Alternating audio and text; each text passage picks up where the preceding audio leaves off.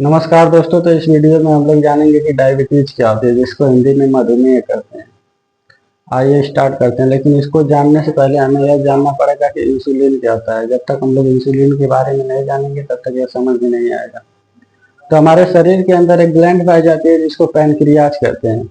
उसमें दो भाग पाया जाता है, एक को कहते हैं इंडोक्राइन पार्ट और एक को कहते हैं एक्सोक्राइन पार्ट।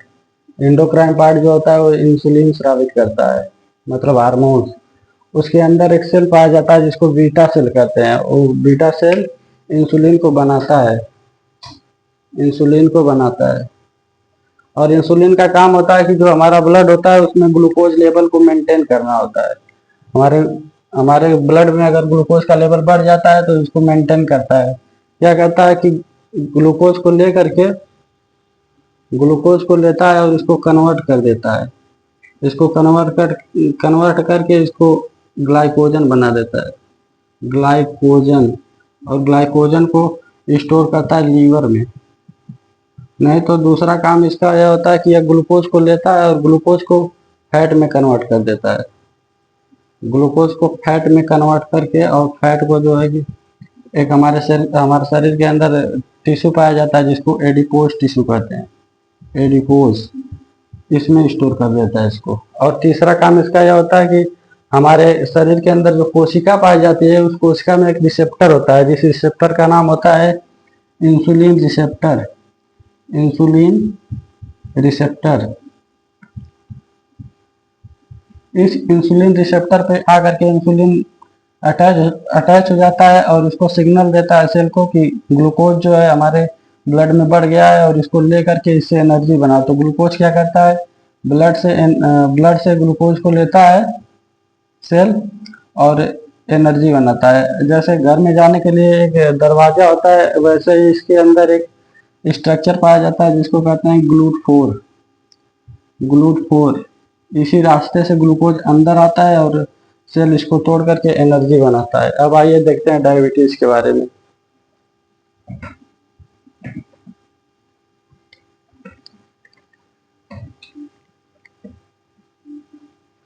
डायबिटीज दो प्रकार की होती है, एक होती है टाइप 1 और दूसरी होती है टाइप 2। टाइप 1 और टाइप 2।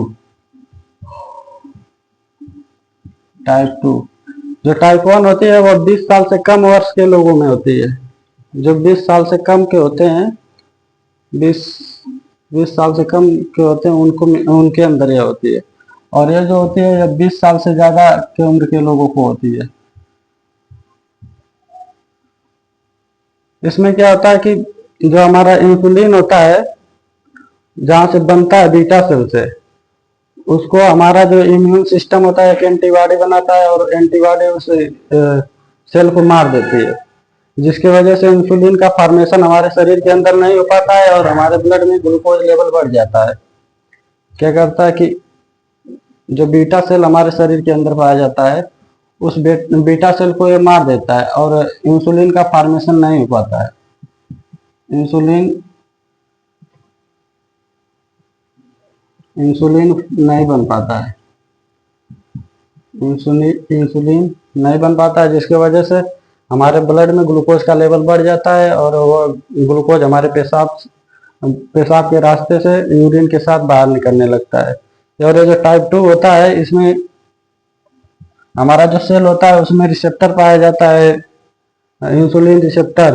वह रिसेप्टर डैमेज हो जाता है। जब हम लोग ऐसा फूड खाते हैं जिसमें ग्लूकोज की मात्रा बहुत अधिक पाई जाती है तो वह ग्लूकोज क्या करता है कि उस रिसेप्टर को डैमेज कर देता है। तो वह रिसेप्टर इंसुलिन को अटैच नहीं करवा पाता है अपने अंदर, जिससे सेल के अंदर सिग्नल नहीं जा पाता है। और जब सेल के अंदर सिग्नल नहीं जा पाता है तो वह ग्लूकोज को कन्वर्ट नहीं कर पाता है ग्लाइकोजन में और ग्लूकोज को तोड़ नहीं पाता है। इसकी वजह से ग्लूकोज की मात्रा हमारे शरीर के अंदर बढ़ जाती है और डायबिटीज हो जाती है। सेल के अंदर ग्लूकोज की मात्रा बढ़ जाती है, ग्लूकोज की मात्रा बढ़ जाती है।